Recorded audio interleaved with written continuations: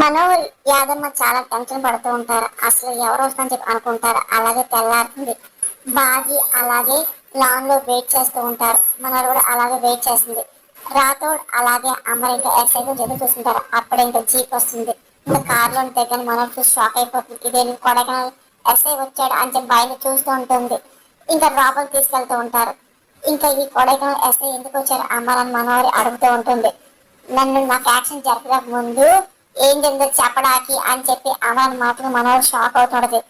7 సంవత్సరాల క్రితం మీ వైఫ్ ఎలా చనిపోయి తెలుసుకోవాలని చెప్పి అనుకున్నారు అని చెప్పి ఎస్ఐ గుర్తు చేయగానే అమర్ అలాగే గుర్తు చేసుకుంటూ ఉంటాడు. జరిగిన సిచ్యువేషన్ అంతా గుర్తించుకుంటారు. ఆ తర్వాత ఆయన మీరు తిరిగి వస్తుండగా మీ వైఫ్ కి యాక్సిడెంట్ అయిన లారీ డ్రైవర్ కి అప్పుడే యాక్సిడెంట్ అయ్యింది. అప్పుడు మీరు చూశారు అని చెప్పి ఎస్ఐ గుర్తు చేస్తుంటాడు. అలాగే అమర్ గుర్తు తెచ్చుకుంటూ ఉంటాడు.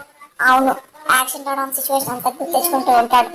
అవును, నాకు కొంచెం కొంచెం గుర్తు వస్తుంది అని చెప్పి అమర్ అన్న మాటలకి మనోహర్ ఇంకా టెన్షన్ పోయి భయంతో వణుకుతుంది.